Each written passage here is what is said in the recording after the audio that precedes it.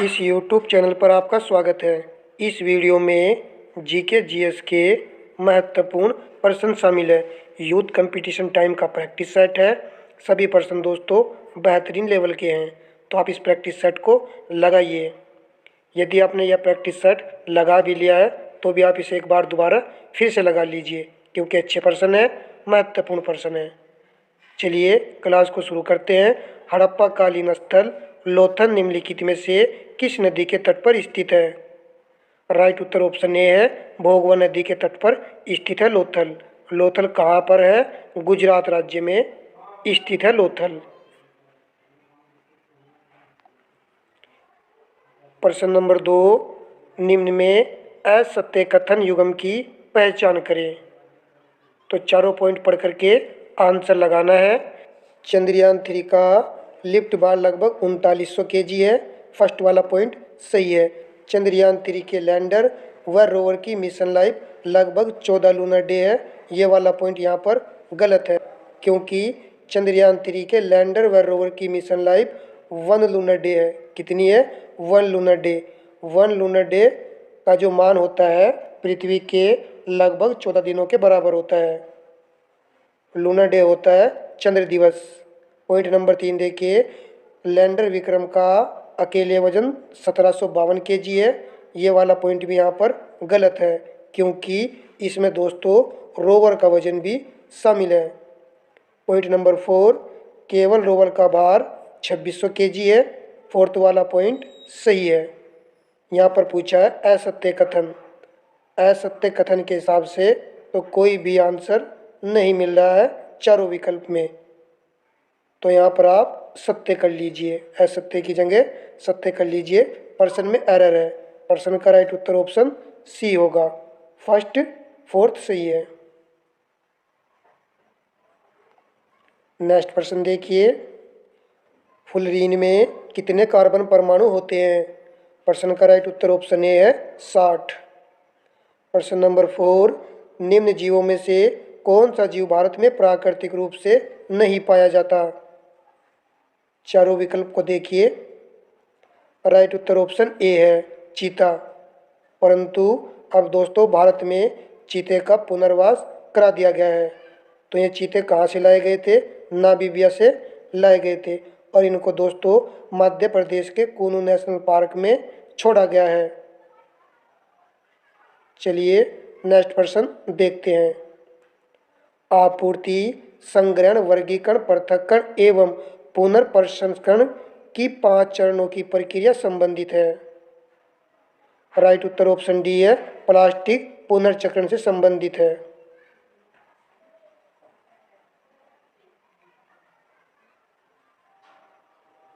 प्रश्न नंबर 6, उत्तर प्रदेश मिलिटस कदम पुनरुत्थान कार्यक्रम संदर्भ में निम्नलिखित कथनों पर विचार कीजिए।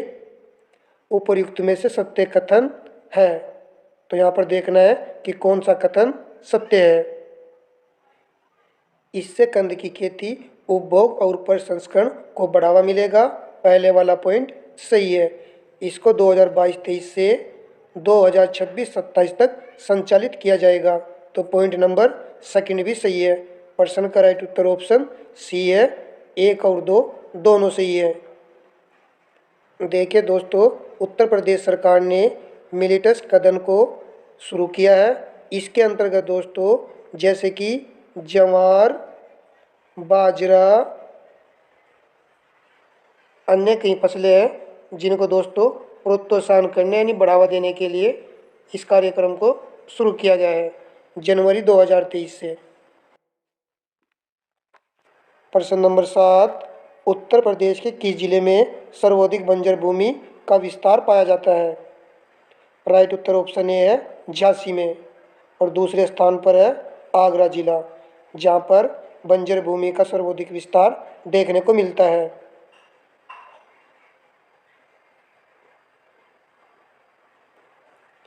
प्रश्न नंबर 8, निम्नलिखित में से उत्तर प्रदेश के किस जनपद में वायु अपर्दन सर्वाधिक मिलता है? राइट उत्तर ऑप्शन बी है मथुरा और आगरा में वायु अपर्दन देखने को सर्वाधिक मिलता है। प्रश्न नंबर 9, राष्ट्रीय पर्यावरण अभियांत्रिकी शोध संस्थान नीरी महाराष्ट्र नागपुर में स्थित है।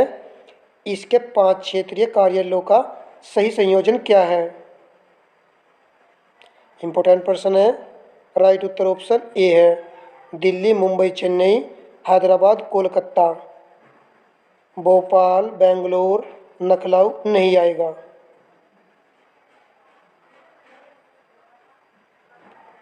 प्रश्न नंबर 10, प्रसिद्ध विद्वान लैनपुन ने किसे लघु अकबर की संज्ञा दी? प्रश्न का उत्तर ऑप्शन ए है दारा शिकोह को। यह दोस्तों शाहजहां के पुत्र थे। प्रश्न नंबर 11, वेद और उसके ब्राह्मण ग्रंथ में से कौन सा सही सुमेलित नहीं है? इंपॉर्टेंट प्रश्न है। ऋग्वेद ऐतरेय ब्राह्मण सही है। यजुर्वेद में शतपथ ब्राह्मण, सामवेद में पंचविश ब्राह्मण, अथर्ववेद में तांडव ब्राह्मण नहीं है। प्रश्न का राइट उत्तर ऑप्शन डी है।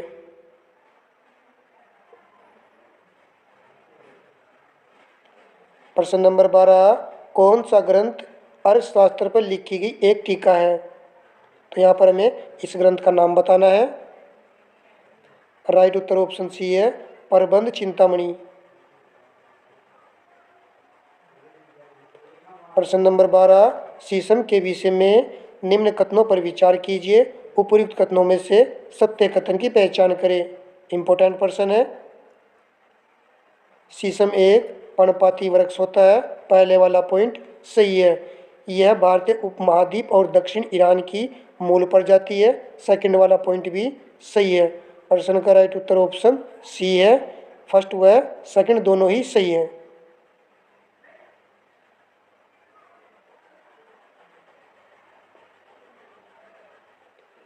प्रश्न नंबर 14, कोनो राष्ट्रीय उद्यान के बारे में विचार करें। यहाँ पर भी फर्स्ट और सेकंड पॉइंट दिए गए हैं। चलिए देख लीजिए। यह पन्ना टाइगर रिजर्व से प्राकृतिक भू क्षेत्रों के माध्यम से जुड़ा हुआ है। फर्स्ट वाला पॉइंट सही है। यह उद्यान उत्तर पश्चिम सीमा पर चंबल नदी के साथ रणथंभौर राष्ट्रीय उद्यान और केवलादेवी वन्यजीव अभयारण्य से जुड़ा हुआ है। सेकंड वाला पॉइंट भी सही है। प्रश्न का राइट उत्तर ऑप्शन सी है। फर्स्ट और सेकंड दोनों ही कथन सही हैं। प्रश्न नंबर 15, निम्न में से असत्य युग्म का चयन करें। यहाँ पर टाइगर रिजर्व दिए गए हैं और इनकी अवस्थिति यहाँ पर दी गई है। रामगढ़ विषधारी टाइगर रिजर्व राजस्थान राज्य में है। रानीपुर टाइगर रिजर्व उत्तर प्रदेश में है। और ये दोस्तों उत्तर प्रदेश का चौथा टाइगर रिजर्व है, रानीपुर टाइगर रिजर्व।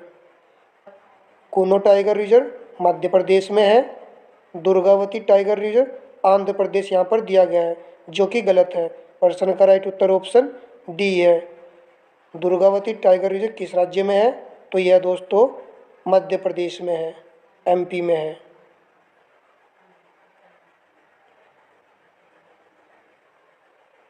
प्रश्न नंबर 16 रीजनिंग का प्रश्न है। हल्का प्रश्न है, कोई नहीं, आप इसे लगा लीजिए। 17 भी ऐसा ही है। क्यू का अर्थ प्लस होता है और जेड का यहाँ पर गुना दिया गया। इस प्रकार दोस्तों इसकी वैल्यू यहाँ पर रख करके हमें मान निकालना है, तो हम इसे निकाल लेंगे आराम से। प्रश्न नंबर 18 इम्पोर्टेंट है। उपरोक्त चित्र में कितने त्रिभुज हैं? तो आप इसको लगाइए। यहाँ पर एक आयत बना लेते हैं और एक लाइन खींच दीजिए यहाँ पर। अब कितने त्रिभुज है इसके अंतर्गत? 2। फिर आप एक लाइन यहाँ पर खींच दीजिए। अब कितने त्रिभुज इसके अंदर? 2। तो टोटल हो गए 4 त्रिभुज। अब आप चित्र को देखिए। इस वाले चित्र में 3 त्रिभुज हैं। इसी प्रकार यहाँ पर 3 त्रिभुज हैं और यहाँ पर भी 3 त्रिभुज हैं। ऊपर ये दोनों लाइन जो है थोड़ी देर के लिए इग्नोर कर दीजिए। और यहाँ पर भी 3 त्रिभुज हैं। तो कितने त्रिभुज हो गए? 12 त्रिभुज। अब ये लाइन को जो हटा दीजिए। फिर यहाँ पर देखिए कितने त्रिभुज बनेंगे इतने दायरे में? तो 4 त्रिभुज बनेंगे। तो 4 और जोड़ दीजिए। टोटल त्रिभुज है हमारे पास 20। प्रश्न का राइट उत्तर ऑप्शन सी है।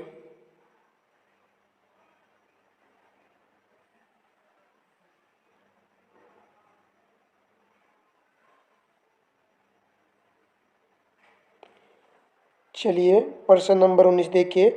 उत्तर प्रदेश जनसंख्या नीति 2021 से 30 के संदर्भ में निम्नलिखित कथनों पर विचार कीजिए। उपरोक्त में से कौन सा कथन सही है? दोनों कथन को पढ़ करके आंसर लगाना है।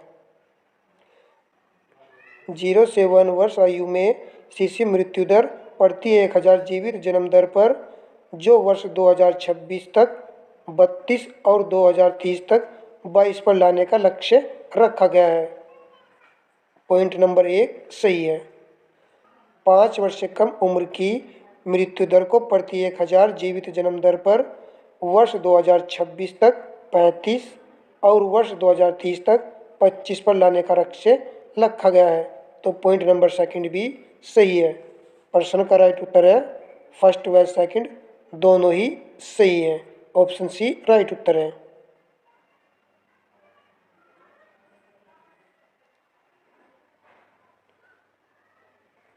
प्रश्न नंबर 20 11 जून 2019 को उत्तर प्रदेश सरकार द्वारा वृद्धा पेंशन योजना के तहत प्रदत्त पेंशन राशि को प्रति लाभार्थी 400 रुपये से बढ़ाकर 500 रुपये करने का निर्णय लिया गया। इस संदर्भ में निम्नलिखित कथनों पर विचार कीजिए और सही कथन का मैं यहाँ पर चयन करना है। इस योजना के तहत 60 से 79 वर्ष आयु के लाभार्थियों को पेंशन प्रदान किया जाना है।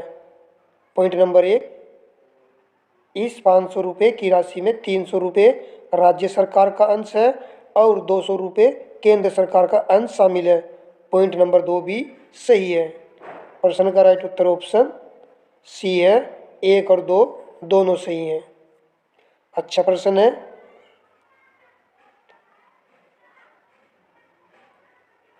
प्रश्न नंबर 21 निम्न नगरों में से कौन सा युगम सुमेलित नहीं है?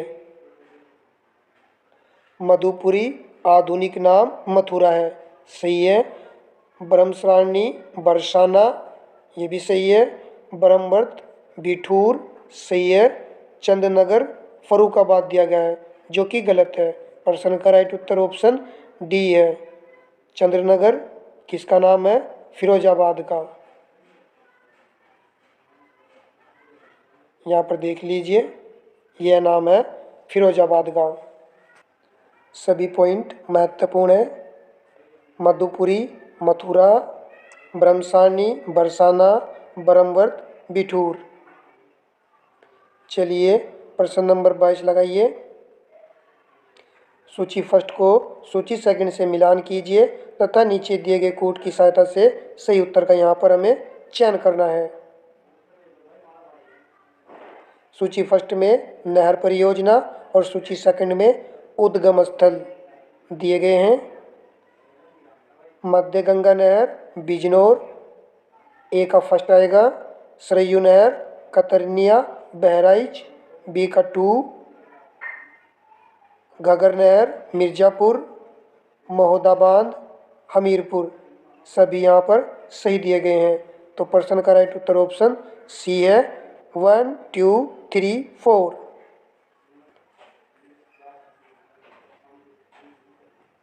कथन से यहाँ पर ज़्यादा प्रश्न दिए गए हैं, देख लीजिए। प्रैक्टिस सेट मैंने कहा था कि हार्ड है थोड़ा, मगर प्रश्न अच्छे लेवल के हैं, समझना जरूरी है। माहीगिरी जनजाति समुदाय उत्तर प्रदेश के बिजनौर जिले में पाई जाती है, सही है। बुक्सा जनजाति उत्तर प्रदेश के बिजनौर जिले में पाई जाती है, दोनों पॉइंट सही हैं। तो फर्स्ट और सेकंड इस प्रश्न का राइट उत्तर होगा। देख लीजिए यहाँ पर ऑप्शन सी राइट उत्तर है।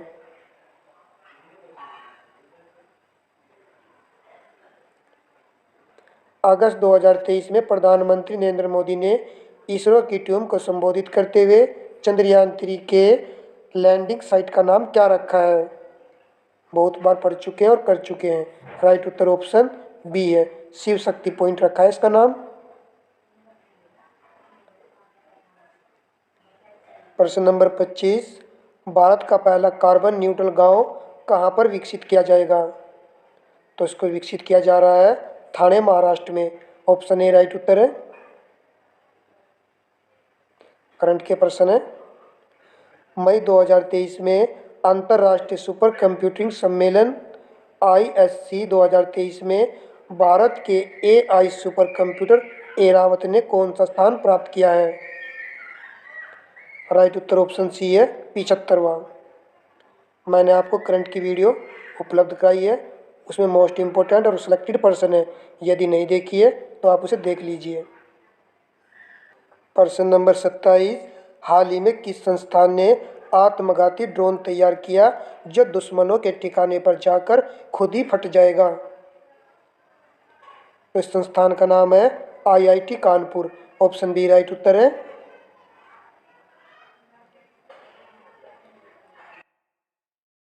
प्रश्न नंबर 28, निम्न में से किस राज्य द्वारा मिशन नंद बाबा को शुरू किया गया है? तो इसको शुरू किया है उत्तर प्रदेश सरकार ने। ऑप्शन ए राइट उत्तर है। चलिए प्रश्न नंबर 29 लगाइए। उत्तर प्रदेश के निम्नलिखित जिलों में से कहाँ प्रदेश का पहला रेल हेरिटेज पार्क और रेल कोच रेस्टोरेंट खोला जाएगा? प्रश्न का उत्तर ऑप्शन डी है, आगरा में।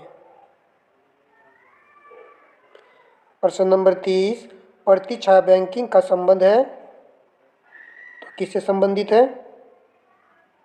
प्रश्न का राइट उत्तर ऑप्शन सी है, गैर बैंकिंग वित्तीय संस्थाओं द्वारा वित्तीय तथा अन्य गतिविधियों को संपन्न कराना, इसका संबंध है प्रतिछाया बैंकिंग से। चलिए प्रश्न नंबर 31 लगाइए। भारतीय रिजर्व बैंक द्वारा मुद्रास्फीति के नियंत्रण के लिए प्रयोग में लाया जाने वाला उपागम है। बैंक दर में वृद्धि, पहले वाला सही है। नगद आरक्षित अनुपात में वृद्धि, सेकंड वाला भी सही है। सामाजिक तरलता अनुपात में वृद्धि, थर्ड वाला पॉइंट भी सही है। राइट उत्तर ऑप्शन डी है, उपर्युक्त सही भी। प्रश्न नंबर 32, निम्नलिखित में से कौन सा कथन असत्य है? राइट उत्तर ऑप्शन डी है, फास्फोरस चक्रण में कार्बन महत्वपूर्ण भूमिका निभाता, यह असत्य कथन है। प्रश्न नंबर 33, निम्नलिखित युग्मों में सही युग्म का चयन करें। राइट उत्तर ऑप्शन डी है, SDG 17 सतत विकास हेतु वैश्विक भागीदारी को पुनर्जीवित करना इसका उद्देश्य है। प्रश्न नंबर 34, भारत छोड़ो आंदोलन के दौरान बंगाल के मिदनापुर के तामलुक में स्थापित समानांतर सरकार का नाम क्या था? वेरी वेरी इंपॉर्टेंट है। राइट उत्तर ऑप्शन सी है, जातीय सरकार। भारत छोड़ो आंदोलन 1942 ईस्वी में इसको शुरू किया गया था। तो उस दौरान दोस्तों कई जिलों में समानांतर सरकार स्थापित हुई थी। बलिया, सतारा, इस तरीके से सभी जानते हैं, पढ़े भी हैं, मगर ये न्यू पर्सन है, याद रखना है। प्रश्न नंबर 35 प्रश्न ही वीडियो में शामिल किए थे। वीडियो आपको अच्छी लगी है तो वीडियो को लाइक एंड शेयर कर दीजिएगा। चलिए इस प्रश्न को देख लीजिए। नील दर्पण नामक पुस्तक किसने लिखी थी? तो इस पुस्तक के लेखक हैं दीनबंधु मित्र। ऑप्शन डी राइट उत्तर है।